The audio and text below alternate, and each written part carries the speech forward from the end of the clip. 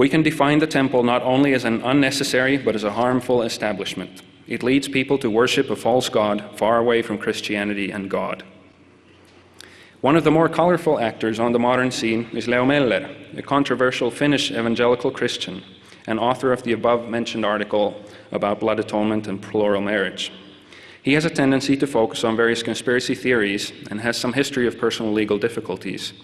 In addition to presentations of other movements he regards as subversive, he has spoken on Mormonism and written a very radical book chapter on the Latter-day Saints. Among other things, Meller has claimed that Mormons are seeking world domination and that the results will be terrible, thus following a popularized countercult charge. For example, when Ezra Taft Benson was to become president of the Mormon Church, Meller predicted that the time would come when all of those hundreds of millions of people that would not follow the Mormon prophet's orders would be killed. Finally, another person who has written and given public presentations on Mormonism is Pastor Hannu Nyman. He deals with the Mormons from the evangelical Christian perspective and has published a book about Mormons and Jehovah's Witnesses called A Different Kind of Gospel. The internet has come to play an important role as a medium to disseminate information during the modern period. While the Mormons use the internet in order to proselytize for their faith, their detractors have also found this easy way of publishing.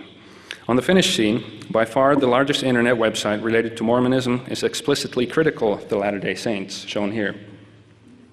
Founded in 1998 and maintained by a former Mormon living in Sweden, it approaches the subject from a secular point of view and contains vast amounts of both original and translated material. The site is easily found through internet search engines and has most probably been highly influential due to its comprehensive nature and straightforward manner of presenting subjects less flattering to the Latter-day Saints. The most significant recent issue concerns the new Latter-day Saint temple, built near Helsinki, Finland, scheduled for dedication in October 2006. The temple was announced in April 2000, but not much was said in the media during the early stages of planning. Sometime later, one can read the minutes of the Espoo City Planning Board. Espoo is actually the city where it's located. And Espoo City Council, where it was noted that 13 individuals had opposed the intrusion of the, quote, Mormon false doctrine into their home area. However, the real opposition began in the spring of 2004, when nationwide tabloid newspaper Ilta-Sanomat, or the Evening News, printed a large article headlined, "The deceased will soon be baptized here." The article sparked off a small-scale war over proxy ordinances by describing the Latter-day Saint practice of proxy baptism and showing pictures of several Finnish historical figures who were said to have been thus baptized. Describing the large baptismal register of the Mormons, the reporter mentioned the inclusion on the list of persons such as Anne Frank, Adolf Hitler, and Eva Braun. One of the interviewers was Terttu Forssell, who was told to be, quote, looking at the arrival of the temple solemnly. A degree of frustration is evident in her. Quote, the Lutheran Church in Espoo awoke to the newcomer too late.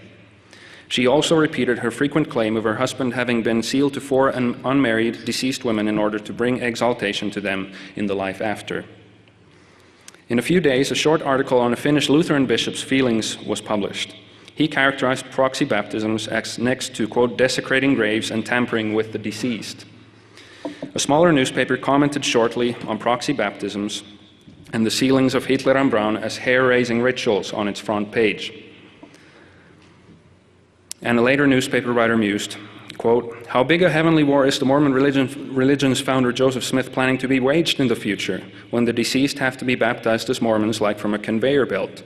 Hairs bristled when one read the report in Ilta-Sanomat. I wonder whether it was necessary to allow the building of such a temple here in our area. As to the joys of heaven, I would like to be at the chink of the door listening to what former Finnish President Juho Kusti Paasikivi says when he hears he is on the Mormons' baptismal list. Horrendous, I absolutely forbid this, the old-timer says. The Kuopio Bishop Riekkinen already complained, and so should the whole church through official channels. Already the fact that the sect has married by proxy Adolf Hitler and Eva Braun should ring the warning bells. After a similar nationwide magazine article the next month, this one here, criticism around proxy ordinances died down for a while until a new wave came in the summer of 2005. This wave was begun by an article in the semi-official Swedish-language Lutheran weekly newspaper.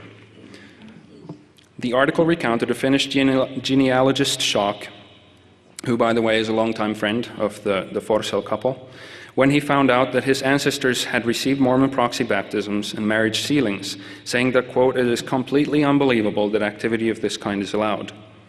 Included was a general and partly erroneous description of the ideology behind Mormon proxy ordinances and a few comments from a Mormon church public affairs representative saying that Mormons baptized by proxy only their own ancestors. This article was followed a few weeks later by an interview of Terttu Forsell, who cautioned people to be wary of the sects and described some of her story as an ex-Mormon. Both articles together sparked a long string of comments in the letters to the editor section.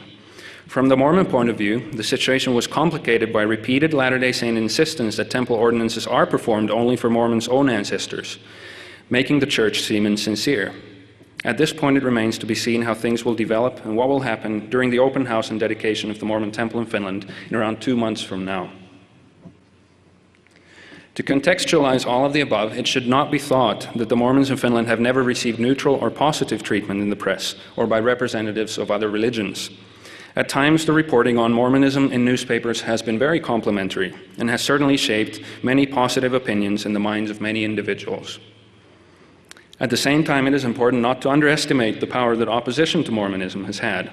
It is not inconceivable that oppositional writings and lectures have played and continue to play a significant part in forming negative attitudes towards Mormonism in Finland. Although knowledgeable non-Mormon observers elsewhere than in Finland have noted that a great deal of published Mormon critical material has been, quote, uninformed, misleading, or otherwise inadequate, it is also important to realize that not all criticism is or has been without merit, and that the critical material is at times distributed widely to an audience that has little prior knowledge of Mormonism, thus giving important first impressions. The advent of the internet has brought a completely new dimension to Mormon-targeted opposition. No longer is a vocal person dependent on newspapers and publishers, but rather one can easily create a website devoted to criticizing Mormons. Although some apologetics has been done by lay Latter-day Saints, in general, quote, for most religious organizations, if they engage in it at all, answering criticism and misrepresentation online is at best a secondary agenda. For the Latter-day Saints and many other religious movements, this is sometimes a real problem. Increasing numbers of Finnish people use the internet as their primary source for information and are thus likely to encounter anti-cult websites as they research the Mormons. According to non-Mormon researcher Douglas Cowan, quote, it is naive to think the Christian countercult and the anti-cult movement and those who depend on it for information about new and controversial religious groups will do less. What the situation on the internet and in general will be in the future remains to be seen. Thank you. Kiitos.